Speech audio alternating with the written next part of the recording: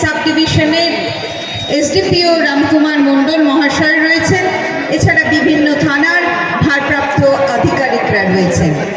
আজকে সবথেকে যেটা ভালো লাগা এই মঞ্চ এসে, সেটা হলো সমাজে যারা সকাল থেকে ঘুম থেকে উঠে যাদেরকে আমাদের ভীষণভাবে দরকার, তাদের কথা আমরা ভুলে যাই, কিন্তু আজকে শওকতের হাত ধরে এই মঞ্চে সমাজের সেই পিছিয়ে পড়া মানুষ যাদের ছাড়া আমাদের জীবন চলে না, তাদের সকলকে সম্বর্ধিত করে আমরা সকলে আসলে সম্বর্ধিত হলাম।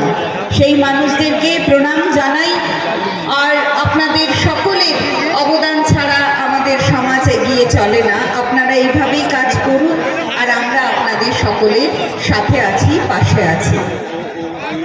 যে রোকেয়া মহাবিদ্যালয়ের প্রাঙ্গণে আজ এই ফুটবল খেলার আয়োজন হয়েছে, আমি আপনাদের সাংসদ হিসাবে আমার ভালো লাগার জায়গাও আছে।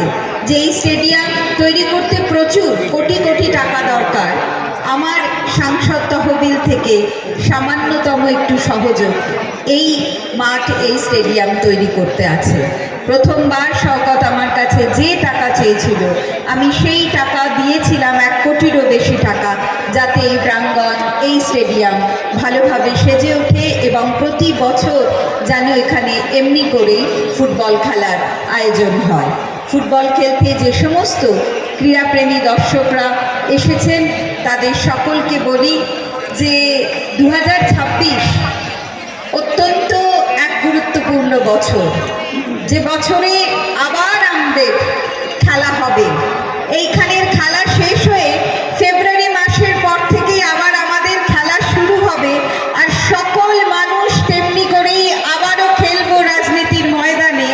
আবারও যাকে দেখতে চাই, এই ক্যানিং পূর্বে যেই আসুক না কেন ক্যান্ডিডেট হিসাবে তৃণমূল কংগ্রেসের, আপনারা জানেন কে হবে, কিন্তু তাকে আমরা আবারও আপনাদের কাছে আপনাদের কাজ নিয়ে এগিয়ে আসবে, উন্নয়ন নিয়ে এগিয়ে আসবে। আবারও আমরা অভিষেক বন্দ্যোপাধ্যায়ের নেতৃত্বে, দিদির নেতৃত্বে আমরা আবারও পশ্চিমবঙ্গে মানুষের উন্নয়নের জোয়ার বইয়ে দেব। দিদিকে আবারও দেখতে চাইব আমাদের সকলের মাঝে। যারা খেলা করতে এসেছেন তাদের সকলের আমি মনে করি তারা তাদের ক্রীড়া কৌশল দেখিয়ে আগামী দিনে